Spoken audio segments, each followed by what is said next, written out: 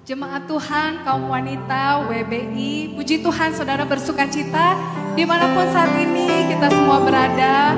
Mari kita rasakan kebaikan Tuhan, mari kita mau memberikan yang terbaik pujian penyembahan kita pada hari ini. Mari saya undang kita semua mau menyanyikan yang terbaik pujian kita. Dengan apa kan ku balas kasih setia Tuhan dalam hidup selain memuji dan meninggikan Dia. Haleluya.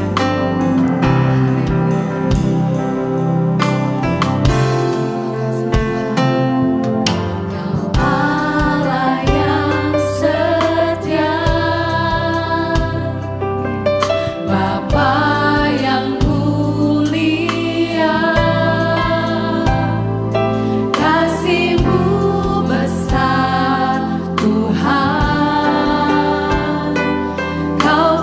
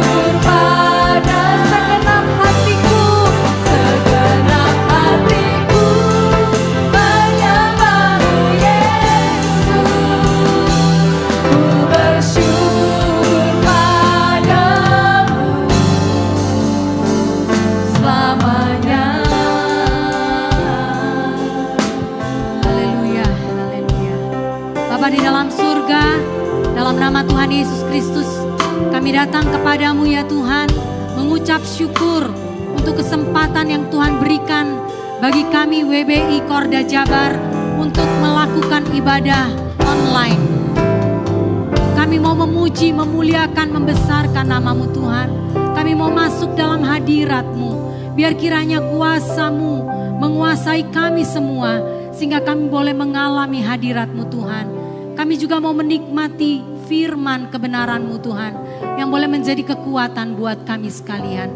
Kami yakin dan percaya saat kami bersekutu bersama, menaikkan pujian kami kepadamu Tuhan, maka berkat-Mu akan Kau curahkan atas kami sekalian. Kami mau membalas kasih-Mu yang besar atas kehidupan kami. Kami mau memuji, memuliakan, meninggikan Engkau Tuhan. Mari Tuhan, Kau sendiri yang akan memimpin ibadah kami ini dengan urapan kuasa-Mu. Kami siap untuk memuji, memuliakan, membesarkan nama-Mu dan juga menikmati berkat firman-Mu. Di dalam nama Tuhan Yesus Kristus kami sudah berdoa dan mengucap syukur. Haleluya. Amin. Amin. Saudara siap ya memuji Tuhan? Mari kita katakan, Dia baik, Yesus baik. Haleluya.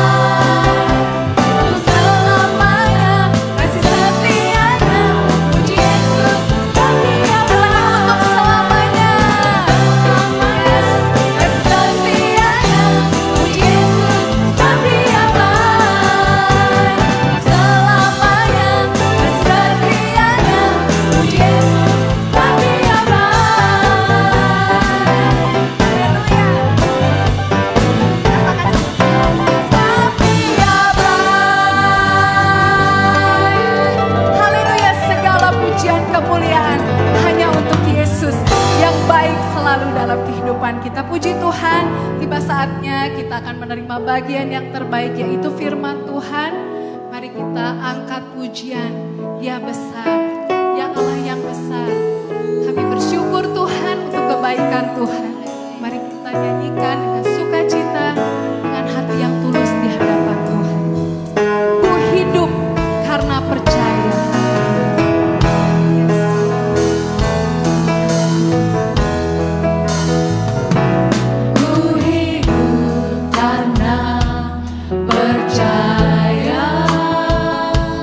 Kau yang berjanji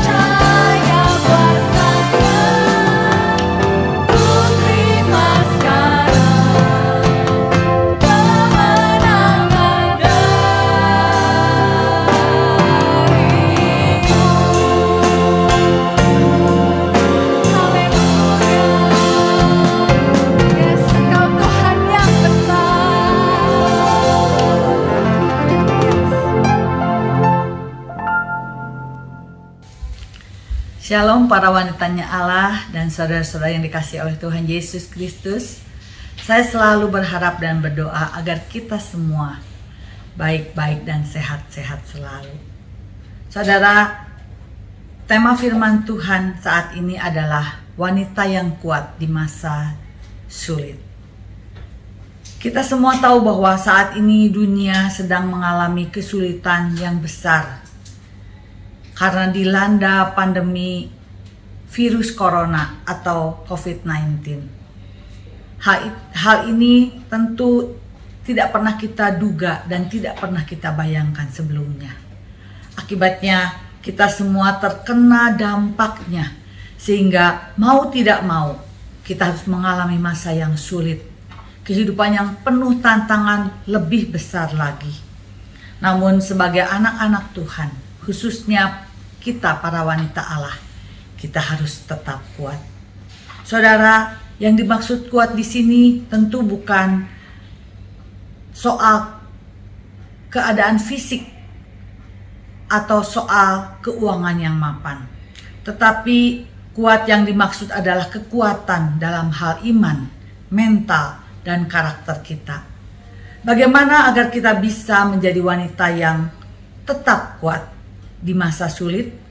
Firman Tuhan dalam 1 Korintus pasal 16 ayat 13 berkata, "Berjaga-jagalah, berdirilah dengan teguh dalam iman, bersikaplah sebagai laki-laki dan tetap kuat." Dari ayat ini kita akan belajar ada 3 kebenaran firman Tuhan. Agar mudah diingat, saya buat dengan 3 akronim 3B. B yang pertama, kita harus berjaga-jaga. Menurut Kamus Besar Bahasa Indonesia, arti berjaga-jaga adalah tidak tidur semalam suntuk, bersiap-siap, bersiap sedia, berawas-awas, berhati-hati.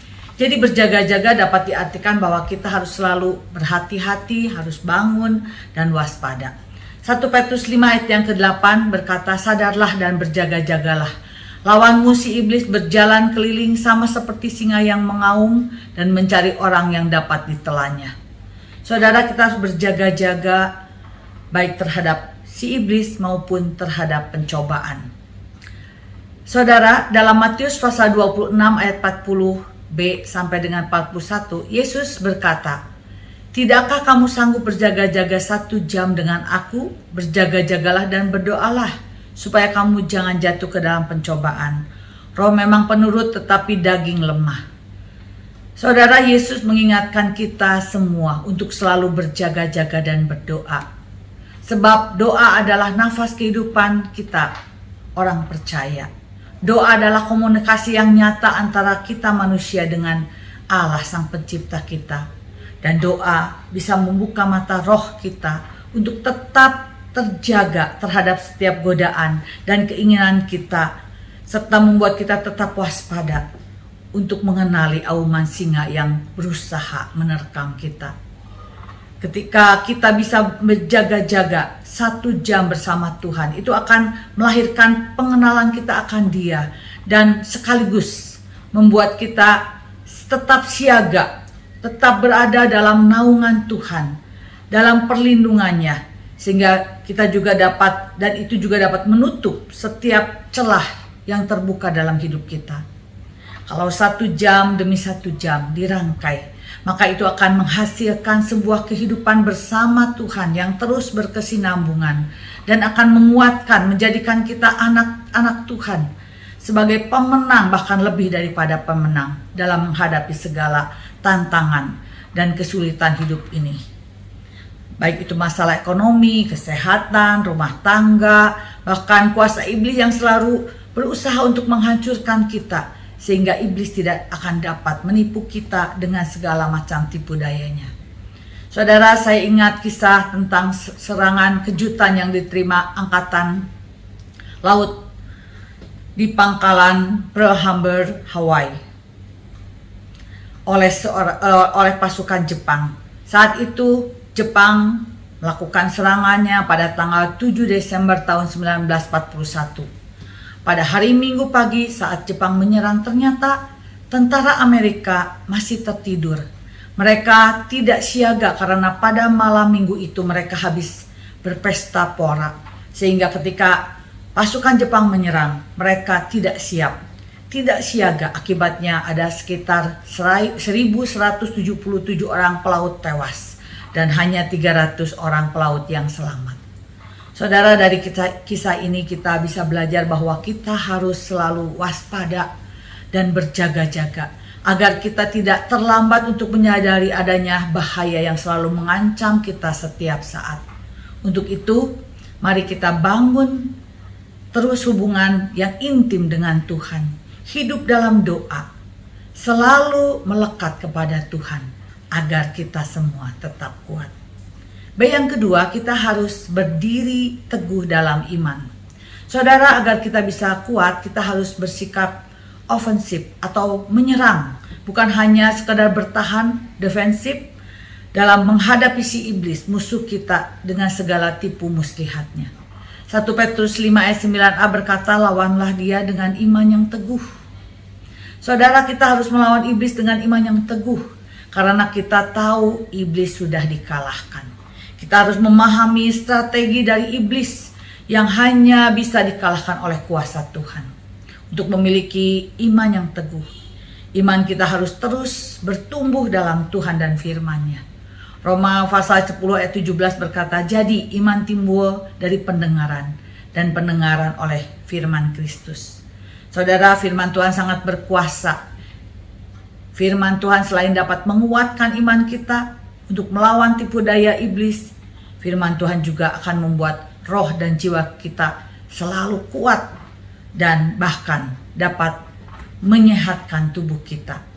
Saya pernah membaca berdasarkan riset dari Profesor Dr. Jeffrey Levin dan Dr. David Larson dari Washington Times tahun 1996, dilaporkan bahwa kalau orang yang suka membaca Alkitab secara teratur, ini bukan saja baik bagi jiwanya, tapi juga bagi tubuhnya. Mereka melakukan penelitian terhadap lebih dari 500 orang selama berbulan-bulan. Ditemukan bahwa pada orang yang membaca Alkitab secara teratur, maka ia mempunyai tekanan darah lebih rendah, tingkat depresinya lebih rendah, lebih sedikit menderita penyakit jantung, jarang kecanduan obat maupun alkohol, jarang terjadi perpecahan dalam pernikahan, tingkat kesehatannya jauh lebih baik. Bahkan di tempat pekerjaan mereka memiliki tingkat produktivitas yang lebih tinggi di atas rata-rata. Karena itu kita harus rajin membaca Alkitab, rajin membaca firman Tuhan setiap hari agar tubuh kita sehat, iman kita juga bertumbuh kuat sehingga kita dapat berdiri teguh dalam iman kita kepada Yesus Kristus. Yang ketiga, yaitu bersikap sebagai laki-laki dan tetap kuat. Saudara, Rasul Paulus menasihati kita agar kita tetap kuat, khususnya di masa sulit. Setiap orang percaya, baik itu laki-laki maupun perempuan, dianjurkan untuk bersikap sebagai laki-laki. Bersikap sebagai laki-laki yang dimaksud adalah bahwa setiap kita orang percaya harus memiliki sikap yang kuat, berani, dan tangguh.